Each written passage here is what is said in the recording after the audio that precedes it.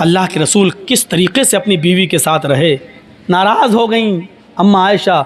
एक बार अल्लाह के रसूल के पास खजूर आया तो अकेले नहीं खा रहे हैं, आयशा नाराज़ हैं, पहल खुद कर दी, आयशा लो खाओ।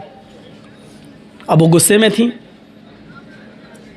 नहीं खाऊंगी, भूख नहीं है, चेहरा फेर लिया। अल्लाह के रसूल उधर से आए, इधर आ गए, आयशा चलो गुस्सा थूको, लो खाओ।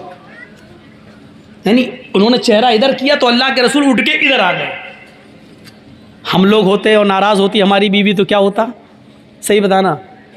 जर्जी साहब ने कहा लो खाओ, अब वो गुस्से में कहते हाँ मैं नहीं खाना, तो हम थोड़ी उधर आएंगे। जैसे चेहरा उधर घुमाया, मुँह पकड़ गए, खा रही कि नहीं खा रही, ना नखरे मत दिखा जाता, एक तो मना रहा हूँ तुझे, चल खा ले। हमारा रहन सहन ये है। अल्लाह के रसूल वहाँ जाते हैं, आयशा मोहब्बत का अंदाज देखो, आयशा लो, कायनात का इमाम अपनी बीवी को मना रहा है, और बीवी को मनाने से कोई छोटा नहीं हो जाता है। ये याद रखो, जो लोग ये समझते हैं कि बीवी को मनाने से हमारी शान घट जाएगी, लोग जोरों के गुलाम कहेंगे, उनका रांची के पागल खाने में उनका इलाज करो। जो बीवी को मनाने में ये समझता है कि मेरी शान घट जाएगी, तो माफ़ करना, तू और शान और शौकत में तू शाहजहां नहीं है, औरंगज़ेब नहीं है। कायनात का इमाम बीवी को मना रहा है, अल्लाह का प्यारा नबी बीवी को मना रहा है, और अल्लाह के बाद जिसका मकाम और मर्तबा सबसे बड़ा हो वो अपनी बीवी को मना रहा है। लो खाओ आयशा, गुस्सा थूको। उन्होंने फिर इधर चेहरा कर लिया, मैंने कहा ना कि मुझे भूख नहीं लग रही है, फिर चेहरा इधर आ गए। अब गले में हाथ डाल लिया, सर पे, आयशा नहीं, चलो मुंह खोलो। अब आप ये भी नहीं कह रहे लो, अब आप क्या कह रहे हैं, मुंह खोलो, चलो कुली बिस्मिल्लाह, चलो अल्लाह का नाम लेकर खाओ। हज़रत आयशा भी जानती थी कि ज़्यादा नहीं कहलवाना चाहिए, एक दो बार हो गया, 3 बार से ज़्यादा होना भी नहीं चाहिए, तो वो भी अब मान गई, लेकिन तंज भरा जुमला फिर भी कह दिया, लो चलो मुंह खोलो, कुली बिस्मिल्लाह, अल्लाह का नाम लेके खाओ। ऐसा लग रहा है जैसे इससे पहले मैं अपने बाप का नाम लेके खाती थी। खा लिया, हंसने लगी, दोनों मुस्कुरा दिए। शैतान इसी चीज़ से जलता है कि मियाँ बीवी में हमने आग लगाई और ये एकदम मन गए।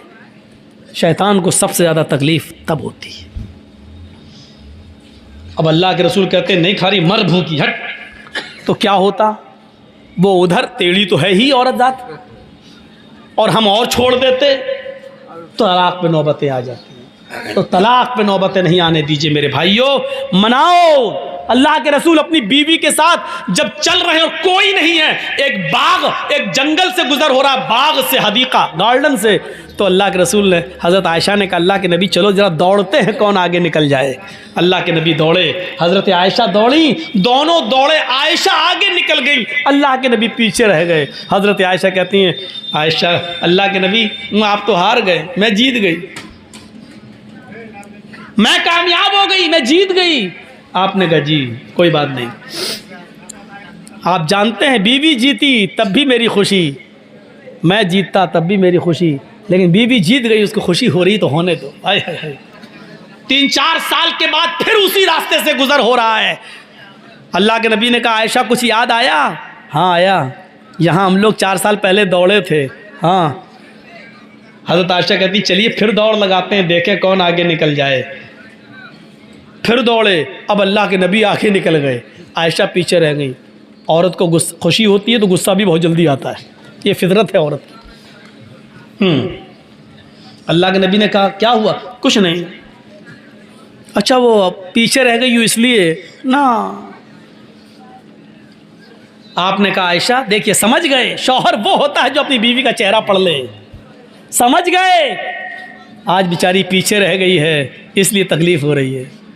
आपने कहा आयशा पहले तुम क्यों आगे निकली थी मालूम है? कहा क्यों? कहा पहले तुम पतली दुबली थी, इसलिए दौड़ती हुई आगे निकल गई थी। इन 4 सालों में तुमने कुछ खाया है?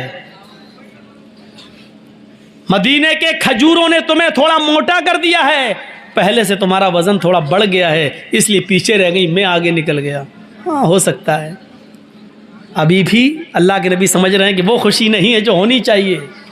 आपने कहा आयशा इसमें गुस्सा होने की क्या बात, एक मर्तबा तुम जीती, एक मर्तबा मैं, मैच डिरा, फाइनल हम लोग दौड़ेंगे ही नहीं कि किसी को तकलीफ हो। अब आयशा ने दिमाग लगाया, अम्मा आयशा हाँ बात तो सही है, एक मर्तबा मैं भी तो जीत चुकी हूँ और एक मर्तबा आप, अभी तो बराबर हुआ है। तब तो शौहर नब्ज समझता है बीवी किस बात से खुश होती है। आपने कभी नब्ज समझने की कोशिश की? नब्ज पढ़िए, पहचानिए, हर चीज औरत मुंह से नहीं कहती है। एक बार गुस्सा भी आया अल्लाह के रसूल को और किसी बात पर गुस्सा होकर कसम खा ली कि मैं 1 महीने तुम लोगों से बात नहीं करेंगे, किसी बीवी से हम नहीं मिलेंगे, कसम खा ली। 1 महीने कसम पूरा करने के लिए आप ऊपर चले जाते, नमाज पढ़ के आए और छज्जा था वहाँ लकड़ी का तख्त, उसी पे चले जाते थे, किसी से नहीं बात करते थे। 29 दिन हो गए, मगरिब की नमाज पढ़ के आए, कहा आयशा सलाम अलैकुम, लाओ खाना वाना लाओ, क्या बनाया है। हज़रत आयशा खाना लेके आई, लेकिन 29 दिन के बाद फिर तंज मार रही हैं। क्या कह रही हैं? अल्लाह के नबी जी आपने तो 1 महीने की कसम खाई थी, आज तो 29 ही दिन हुए हैं, सब्र नहीं हुआ। ये औरत की फितरत है, वो कुछ ना कुछ कहेगी, और मर्द की फितरत ये होनी चाहिए कि उसको अपनी औरत की सुनना चाहिए। देखिए हम कितनी अच्छी बात बता रहे हैं आपको, यहां से सीखिए। अल्लाह के नबी से क्या कहा हजरत आयशा ने, आज तो 29 ही दिन हुए हैं, मगरिब के बाद आ गए, खाना लाइए। आपने तो 1 महीने की कसम खाई थी कि मैं बात नहीं करूंगा, सब्र नहीं हुआ, 29वें दिन बोले। तो अल्लाह के रसूल ने ऐसा जवाब दिया, आयशा चुप हो गई। आपने कहा आयशा महीना 29 का भी तो होता है। और देखो चांद हो गया है, यानी महीना खत्म। मगरिब में हम चांद देखा गया, महीना 29 का भी होता है और आज 29 का चांद हुआ है, यानी महीना खत्म। मैंने 1 महीने की कसम खाई थी, महीना पूरा हो गया। अच्छा चांद हो गया। हाँ, ये है मियाँ बीवी के दरमियान ताल्लुकात। मेरे भाइयों, इनको बिगड़ने मत दीजिए।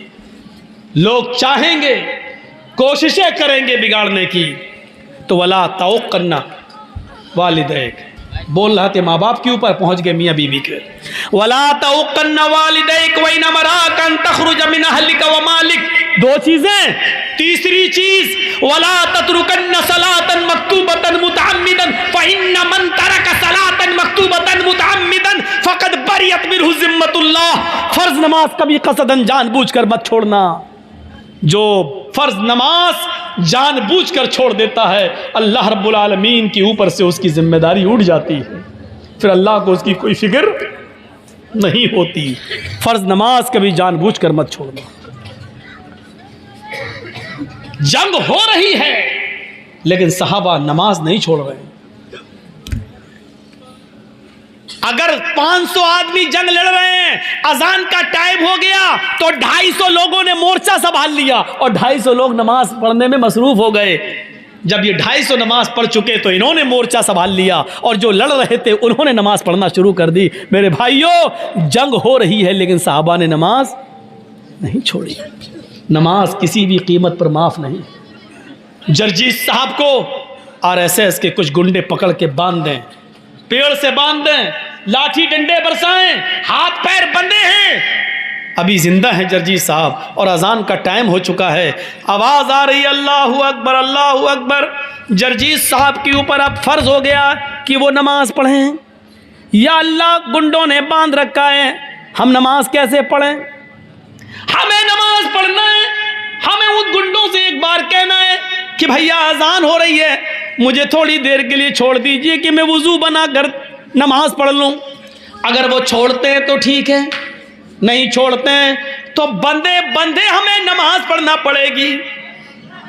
वुजू नहीं है, वुजू के लिए भी आपके हाथ पैर नहीं खोले जा रहे हैं तो आपको दिल में वुजू की नीयत करना पड़ेगी कि मैंने वुजू बना लिया। अगर मैं खुला हुआ होता तो वुजू ज़रूर बनाता, लेकिन मैं बंधा हुआ हूँ और इन लोगों ने मुझे वुजू बनाने के लिए पानी नहीं दे रहे, हाथ पैर नहीं खोल रहे। आय अल्लाह, मैंने नियत से वुजू बना लिया, मेरी नियत वुजू की है, आपका वुजू हो गया। ये लोग मुझे हाथ नहीं उठाने दे रहे, मैंने बंदे बंदे अल्लाह नियत कर ली, अल्लाहु अकबर। ये मेरा चेहरा किबले की तरफ नहीं कर रहे हैं। आय अल्लाह, जिस तरफ मेरा चेहरा है तू मेरे दिल की नीयत को जानता है। अगर मैं खुला होता तो किबले की तरफ चेहरा करता। आय अल्लाह, मैं खुला नहीं हूं, बंधा हुआ हूं, मैं इसी तरफ रुक करके नमाज पढ़ रहा हूं, तो मेरी इबादत को कबूल कर ले, इसी को मेरे लिए किबला बना दे। आपको उसी हाल में नमाज पढ़ना पड़ेगी। वुजू नहीं बनाने दिया जा रहा है तो नियत कर लो वुजू की, वुजू हो जाएगा। किबले की तरफ चेहरा नहीं करने दिया जा रहा है तो जिस तरफ तुम्हारा चेहरा उसी तरफ तुम जुमले पढ़ना शुरू कर दो, तुम्हारी नमाज होगी। हाथ नहीं उठाने दिया जा रहा है, नियत नहीं बांधने दी जा रही है, जबान से अल्फाज अदा करते रहो, अल्हम्दुलिल्लाहि रब्बिल आलमीन अर्रहमानिर रहीम मालिकी यौमिद्दीन। आपकी नमाज अदा हो जाएगी। आपको रुकू नहीं किया जा रहा, करने दिया जा रहा, सजदा नहीं, ऐसे ही कहो अल्लाहु अकबर, सुभान रब्बियल अज़ीम, सुभान रब्बियल अज़ीम, सुभान रब्बियल अज़ीम, समी अल्लाहु लिमन हमिदा, रब्बना व लकल हम्द, हम्दन कसीरन तय्यबन मुबारकन फी, अल्लाहु अकबर, सुभान रब्बियल आला, सुभान रब्बियल आला, सुभान रब्बियल आला, अल्लाहु अकबर, अल्लाहुम्मा इग़फिरली वरहमनी वहदनी वआफ़िनी वरज़ुक़नी, अल्लाहु अकबर, सुभान रब्बियल आला, सुभान रब्बियल आला, सुभान रब्बियल आला, अल्लाहु अकबर। अत्तहियातु लिल्लाहि वस्सलावातु वत्तय्यबात, अस्सलामु अलैका अय्युहन नबी व रहमतुल्लाहि व बरकातुहू। जो पढ़ा जाता है वो सब ऐसे ही पढ़िए, आपकी नमाज होगी। नमाज इस हाल में भी माफ नहीं है। आपको मालूम है कि मेरी लिंचिंग हो रही है, आपको मालूम है कि गुंडे हमें नहीं छोड़ेंगे, आपको मालूम है कि मेरे ऊपर जुल्म करके मुझे मार डालेंगे, लेकिन नमाज का वक्त हो गया है, आपको इस हाल में भी नमाज पढ़ना पड़ेगी। नमाज माफ नहीं है। वला ततरुकन्ना सलातन मक्तूबतन मुतअम्मिदन, कभी जानबूझकर मत छोड़ना। फइन्न मन तरका सलातन मक्तूबतन मुतअम्मिदन फक़द बरियत मिन्हु ज़िम्मतुल्लाह। जिस मुआशरे में, जिस समाज में, जिस गांव में, जिस मोहल्ले में नमाज जानबूझ के छोड़ी जाती है, अल्लाह रब्बुल आलमीन की जिम्मेदारी उस मुआशरे से उठ जाती है, फिर अल्लाह की कोई जिम्मेदारी नहीं रहती है। तीन चीज़ें। चौथी चीज़, वला तशरबन्न खमरन फ़इन्नहु रअसु कुल्लि फ़ाहिशा, कभी भी शराब को हाथ मत लगाना, इसलिए कि ये तमाम गंदगियों की माँ है, तमाम गंदगियों की जड़ है, सारी बुराइयों की जड़ शराब है। सुनन नसई में बनी इसराइल का एक आदमी का वाक़या नकल किया गया है। एक औरत ने उसको बुलाया, किसी गवाही के लिए बुलाया, लेकिन उस औरत की नीयत ख़राब थी। वो बड़ा इबादत गुजार था, बड़ा नेक था। कई कमरों में दाखिल होने के बाद उसके कमरे में पहुंचा, सारे दरवाजे बंद हो गए। वो औरत बेवा थी, उसने कहा बोलो किस लिए मुझे बुलाया है, किसके बारे में आपको गवाही लेना है, मुझे जो मालूम होगा सच सच बता दूंगा। उस औरत ने कहा, अरे भाई इधर आओ, मैंने गवाही के लिए कब बुलाया है? कहा फिर किस लिए बुलाया है? कहा सुनो इधर बैठो, मैंने तुम्हें इसलिए बुलाया है कि तुम मेरे साथ मुंह काला करो। उदनु मिन्नी, मेरे करीब होइए और मुझसे जिना कीजिए। उसने कहा रे दिमाग सही है, इतने सालों से मैंने आज तक नमाज नहीं छोड़ी, इबादत नहीं छोड़ी, तहज्जुद नहीं छोड़ी, एक भी हमने गुनाह का काम नहीं किया, और तुम मुझसे जिना के लिए कह रही हो? नहीं। दरवाजे चारों तरफ से बंद थे, भागने का कोई रास्ता न था। सुनो, तुम्हारे पास तीन ऑप्शन है, नहीं तो जान जाएगी। तीन ऑप्शन, या तो मुझसे जिना करो, पहला, नहीं करते हो तो ये 6-7 साल का खूबसूरत लड़का बैठा हुआ है, ये छुरी रखी हुई, इसको कत्ल करो। पहला ऑप्शन, मेरे साथ जिना करो, छोड़ दूंगी। नहीं करते हो, इस लड़के को कत्ल करो। उसने कहा यह भी बड़ा गुनाह है, मैं नहीं करूंगा। इस बच्चे ने मेरा क्या बिगाड़ा जो मैं इसको कत्ल करूं? नहीं कर सकता। तो उसने कहा तीसरा ऑप्शन, ये प्याले में जो शराब रखी हुई है इसको पियो, छोड़ दूंगी। उसने देखा कि तीनों ऑप्शन में से एक ऑप्शन तो अपनाना है वरना मेरी जान खतरे में है। तो उसने सोचा जिना बहुत बड़ा गुनाह है, कत्ल भी कोई कम बड़ा गुनाह नहीं है। शिर्क के बाद दूसरे नंबर पे कत्ल आता है और कत्ल के बाद तीसरे नंबर पे जिना आता है। तो ये भी बहुत बड़ा गुनाह है, न मैं कत्ल करूंगा न मैं जिना। शराब पीना भी गुनाह है, मैं शराब नहीं पीना चाहता लेकिन जान बचाने के लिए ये ऑप्शन उसने दिया है तो मजबूरी है, शराब पी लेता हूं, कम से कम जिना और कत्ल से तो कम गुनाह है। और उसने शराब उठाई और पी ली। पहले प्याले में ही गुनूदगी आ गई।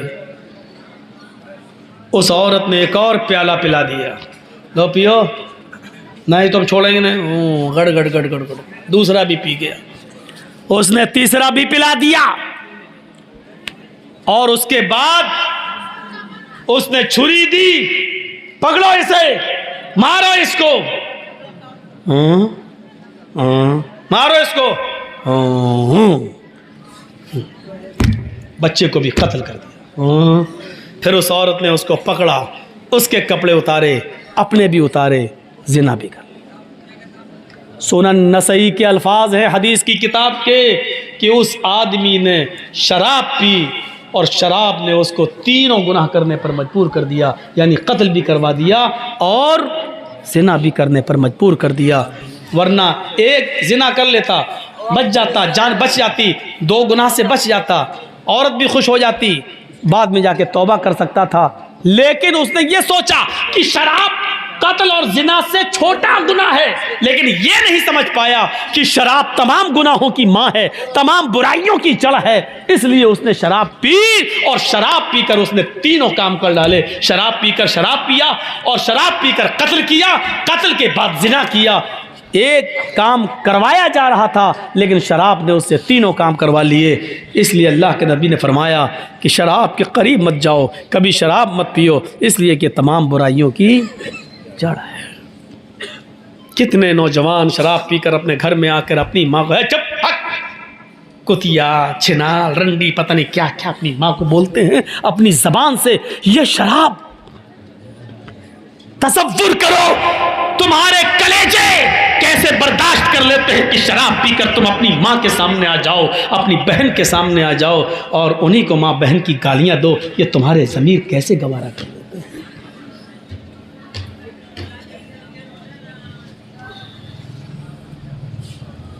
वला तशरबन्न खमरन फइन्नहु रासु कुल्लि फाहिशतिन, चौथी चीज़ है। और पांचवी चीज इय्याका वल मासिया फइन्न बिल मासियति हल्ला सखतुल्लाह, कभी जिंदगी के अंदर अल्लाह की नाफरमानी का कोई काम मत करना, इसलिए कि जिस बस्ती में अल्लाह की नाफरमानी के काम होते हैं अल्लाह का अजाब उस बस्ती पर हलाल हो जाता है। यानी अल्लाह को उस बस्ती पर अजाब नाजिल करने में देर नहीं लगती है।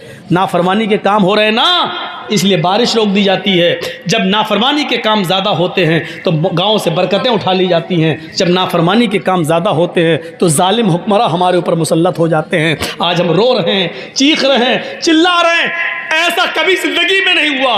इस तरीके की हमने कभी दिन नहीं देखे। आज ये दिन क्यों देखना पड़ रहे हैं? ये तो अल्लाह के नबी ने फरमाया था अमालुकुम व मालुकुम, जैसे तुम अमल करोगे वैसे हम तुम्हारे ऊपर हुक्मरान बिठा देंगे। हमारे अमल अच्छे होते तो अच्छे लोग हमारे ऊपर हुकूमत करते, हमारे अमल बुरे हैं इसलिए बुरे लोगों को अल्लाह ताला ने हमारे ऊपर मुसल्लत कर दिया है। जिस बस्ती में अल्लाह की नाफरमानियाँ ज़्यादा होती हैं उस बस्ती पर अल्लाह का अजाब हलाल हो जाता है। अल्लाह रब्बुल आलमीन उस बस्ती पर अजाब नाजिल कर देता है। डरो, इन पांचों चीज़ों को अपने जहन में रखो। शिरक ना करना, माँ बाप की नाफरमानी मत करना, फ़र्ज़ नमाज कभी कसदन जानबूझकर मत छोड़ना, शराब मत पीना और अल्लाह की नाफरमानी का कोई काम मत करना। 5 चीज़ें मैंने इख्तिसार के साथ बताई हैं, 5 रह गई हैं, फिर कभी किसी दूसरे मौके पर पूरा करूँगा क्योंकि 3 बजने वाले हैं और मैं 2 घंटा पौने 2 घंटे से ज़्यादा नहीं बोलता हूँ। तो हम अल्लाह ताला से दुआ करते हैं कि बार इलाह तो हमारी ख़ताओं को माफ़ फरमा दे, हमारे गुनाहों को बख्श दे, हम जमीअ मुसलमानों पर रहम फरमा। बार इलाह हम तमाम मुसलमानों के अंदर इस्लाम पूरा पूरा दाखिल फरमा दे। बार इलाह हमें इस्लाम के अंदर जिन चीज़ों से इस्लाम ने हमें रोका, हमें उससे रोकने की तौफीक अता फरमा।